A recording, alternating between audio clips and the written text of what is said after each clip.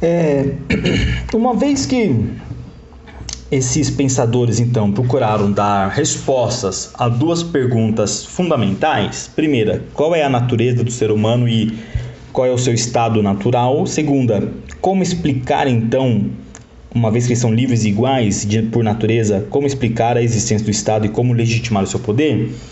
É que esses teóricos ficaram conhecidos como teóricos contratualistas, né? Eles refletiram acerca da necessidade do Estado soberano, da existência do Estado soberano. Então, o primeiro grande contratualista que nós vamos abordar neste momento foi o filósofo inglês Thomas Hobbes, né? Então, nós tínhamos até então um pensador falando acerca da política na Itália e praticamente as grandes escolas filosóficas desse período, eles vão se concentrar na França e na Inglaterra, né? Então são duas grandes escolas que vão se desdobrar sobre esse tema, porque eram justamente nações, estados nacionais que estavam conseguindo a sua independência, sua unificação, e estavam de uma certa forma estabelecendo a partir da unificação desses estados uma forma de política absolutista e que exigia de uma certa forma respostas para a existência desse estado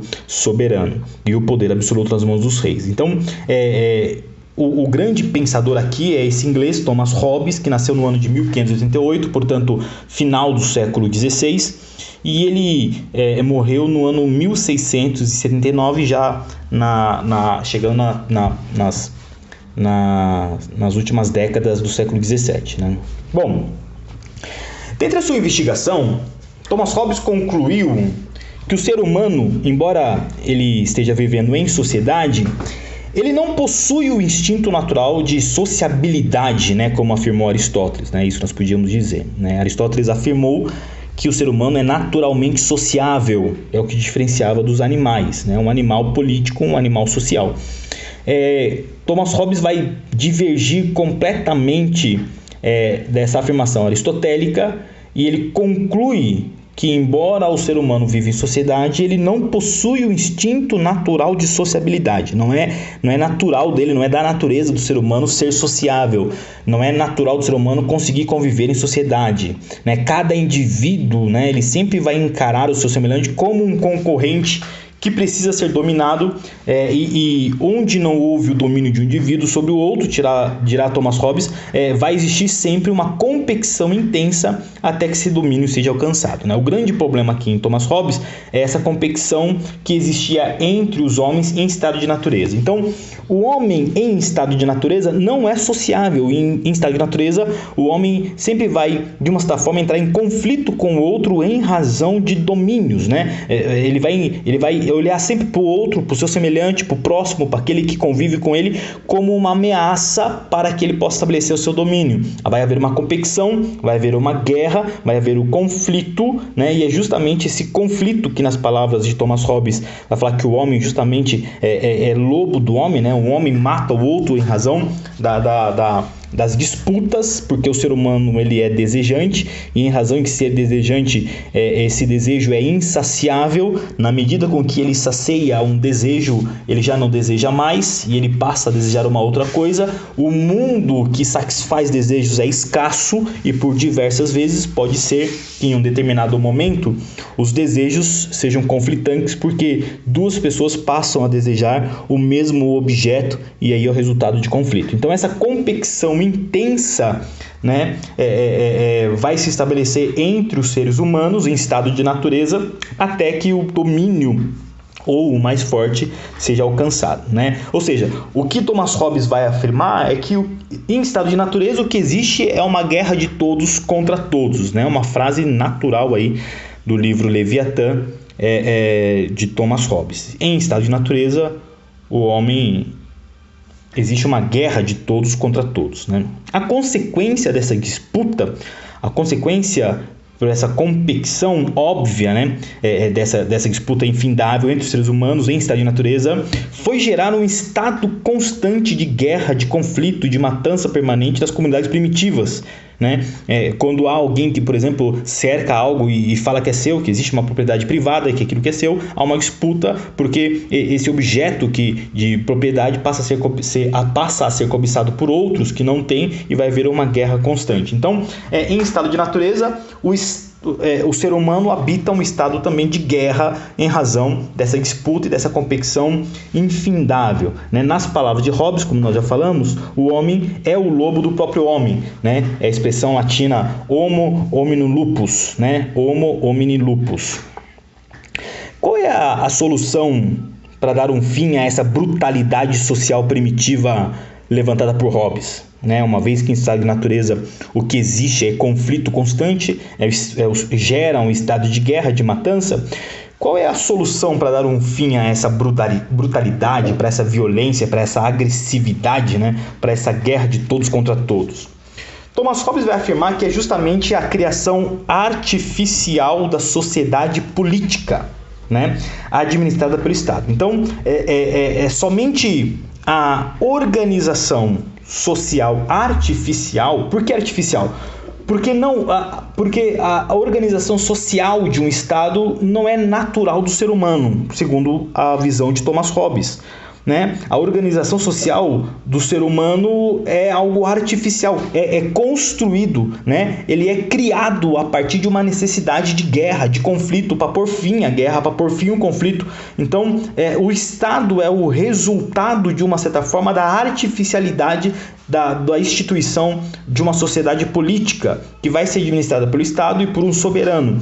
Essa é uma forma com que Thomas Hobbes vai afirmar que é a solução para dar fim a essa brutalidade social primitiva, Ou seja, para que essa artificialidade da sociedade política se estabeleça, sendo então administrada pelo Estado, os indivíduos tiveram que firmar um contrato entre si, é o que Thomas Hobbes vai chamar de contrato social. Então, esses indivíduos, esses homens estão de natureza em conflito, em constante guerra, e justamente eles buscam um contrato entre si, eles fazem um pacto entre si, porque uma vez que o estado que eles vivem em estado de natureza é um estado de guerra, o que surge é guerra de todos contra todos. Uma perspectiva que eles têm é justamente o medo da morte violenta. Então, a criação do Estado é o resultado de um medo, de uma fobia que os seres humanos primitivos tinham pela morte violenta. Então, como eles sabiam que o estado de guerra de todos contra todos resultaria numa matança, numa permanente, num estado de conflito permanente, num massacre permanente, e o medo dessa morte violenta é que faz com que os homens façam um pacto social. E aí cria-se artificialmente uma sociedade política administrada pelo Estado, Ou seja, dentro desse pacto, nessa criação desse Estado, esse pacto, esse contrato social, cada indivíduo que está presente nesse pacto, ele vai transferir o seu poder, a sua liberdade, certo? Vai transferir o seu poder de governar-se a si mesmo, e a liberdade de trilhar o seu próprio caminho vai ser transferido para um terceiro. Esse terceiro, dentro das palavras de Thomas Hobbes, seria o Estado. Para que o Estado governasse a todos, impondo então ordem, segurança e direção a essa vida extremamente conturbada da vida social com que eles viviam. Então, a criação do Estado nada mais é que o resultado de uma busca para pôr fim a esse estado de violência constante, esse estado de guerra. Então eles fazem um pacto social para que eles possam, de uma certa forma, pôr fim a essa violência, a essa guerra de todos contra todos, e o medo da morte violenta leva eles a esse pacto, o que faz com que eles transfiram o direito e o poder de governar-se a si mesmo para um terceiro. Esse terceiro seria o Estado. Então é o Estado que vai definir as relações, é o Estado que vai definir as leis, é o Estado que vai definir quem tem direito, no caso quem é o cidadão, e é o Estado que vai definir o local de cada um dentro dessa estrutura social. Dando continuidade, então, àquilo que nós estudamos de Hobbes, ele vai apresentar essas ideias, acerca do estado de natureza, estado de guerra e a artificialidade da sociedade política governada por um Estado, administrada pelo Estado. Ele vai apresentar essas ideias primeiro num livro chamado Do Cidadão e depois num outro livro intitulado Leviatã, né? Nessa última, né, esse último livro chamado Leviatã, ele vai comparar o Estado a uma criação monstruosa do ser humano. Ou seja, é justamente essa criação monstruosa do ser humano ela é destinada a pôr fim a essa anarquia e ao caos da comunidade primitiva do homem em estado de natureza, né? Uma vez que não tem leis, é uma anarquia, não existe um Estado, não existe um governo, não existe limites, o homem em estado de natureza tem a sua liberdade exacerbada e nessa exacerbação da liberdade ele então põe em risco a própria vida e o medo pela morte violenta faz com que ele também guerreie nessa guerra de todos contra todos.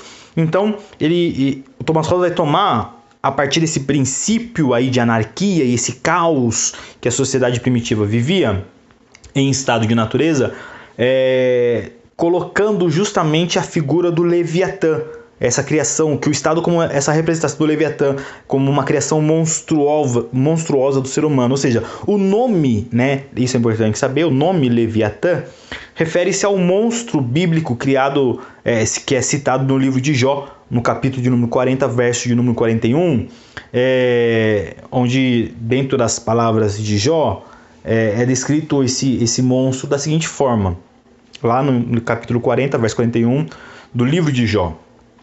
O seu corpo é como escudo de bronze fundido, em volta de seus dentes está o terror. O seu coração é duro como a pedra e apertado como a bigorna do ferreiro. No seu pescoço está a força e diante dele vai a fome. Não há poder sobre a terra que se lhe compare, pois foi feito para não se ter medo de nada. Então, essa é a descrição que no livro de Jó que é dado acerca desse monstro marinho chamado Leviatã. E Thomas Hobbes, então, como um cristão, ele vai tentar de alguma forma explicar essa monstruosidade humana chamada sociedade, a política, o Estado, como se fosse esse Leviatã, né? Nas palavras do próprio Hobbes, vamos ver como que ele imaginou o estabelecimento desse contrato social que deu origem ao Estado, que leva no título do livro o nome de Leviatã, né? Ou seja, para Hobbes, a única maneira que os indivíduos tinham para instituir entre si um poder comum era justamente conferir toda a sua força e poder a um homem ou a uma assembleia de homens que possa reduzir suas diversas vontades e por pluralidade de votos a uma só vontade, né? Eu estou lendo aqui um trecho do livro Leviatã, a página 105 e página 106. Então eu vou resumir essas suas páginas e vou ler para vocês justamente o que Thomas Hobbes vai falar acerca do Leviatã. Nas palavras do próprio Hobbes, como que ele vai explicar a origem do Estado. Vou ler de novo.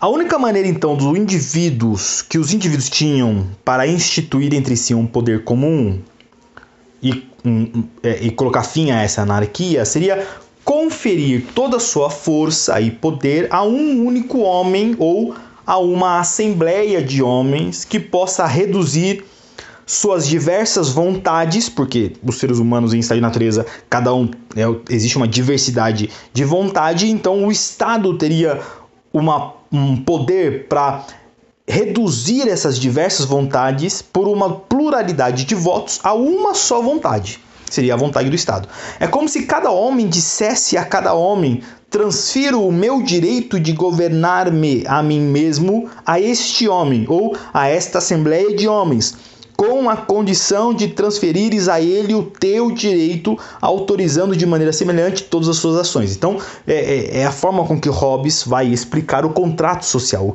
Como se deu esse contrato? É quando um homem, então, ele, num acordo com o outro homem, ele afirma que está transferindo o seu direito de governar-se a si mesmo para um terceiro, no caso aqui o Estado, ou uma assembleia, o parlamento, ou um conjunto de homens, o soberano.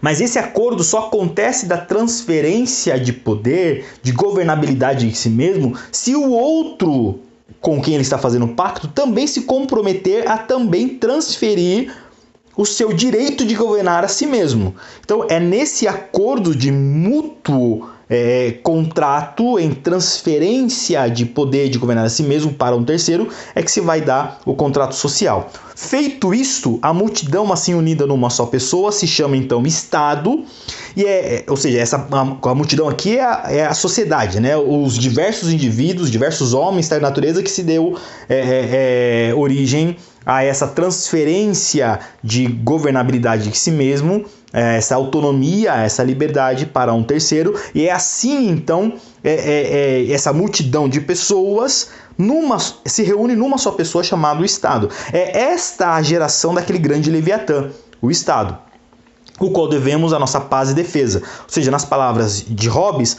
se existe paz numa cidade, se existe possibilidade de defesa de uma cidade, é porque os homens fizeram um pacto social e eles então nesse pacto transferiram para um terceiro, para o Estado, o direito de governar a si mesmo. Então o Estado agora deve prover segurança e deve prover paz, deve prover defesa, né? Graças a esta autoridade, no caso aqui o Estado, graças a essa autoridade que lhe é dada por cada indivíduo no Estado, é-lhe também conferido o uso de tamanho poder e força que o terror assim inspirado o torna capaz de conformar as vontades de todos eles no sentido da paz em seu próprio país e da ajuda mútua contra os inimigos estrangeiros. Então, ou seja, o que faz um Estado ter condições de proteger as suas fronteiras contra o inimigo? É a união de diversos poderes, é a união de diversas pessoas que transferiram os seus desejos e vontades para o Estado, e o Estado é que reúne todos, então, mutuamente, tendo como objetivo comum a defesa dos limites do próprio Estado, né? É no Estado, nas palavras de Hobbes, que consiste a essência, né? É nele que consiste a essência do Estado, o qual pode ser assim definida, né? Uma pessoa de cujos atos uma grande multidão, mediante pactos recíprocos uns com os outros, foi instituída por cada um como autora, de modo a ela poder usar a força e os recursos de todos, de maneira que a considerar conveniente para assegurar a paz e a defesa comum.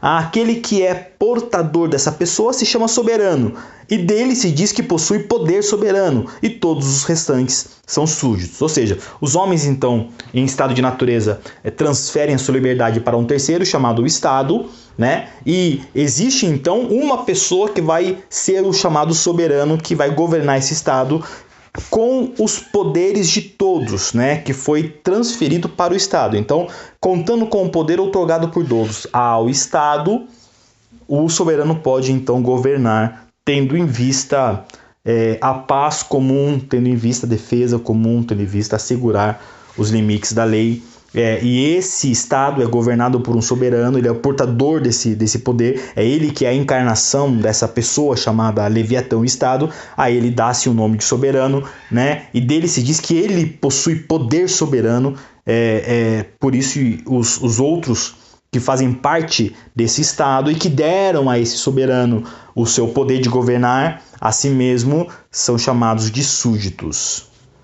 Essa é a perspectiva do contrato social de Thomas Hobbes.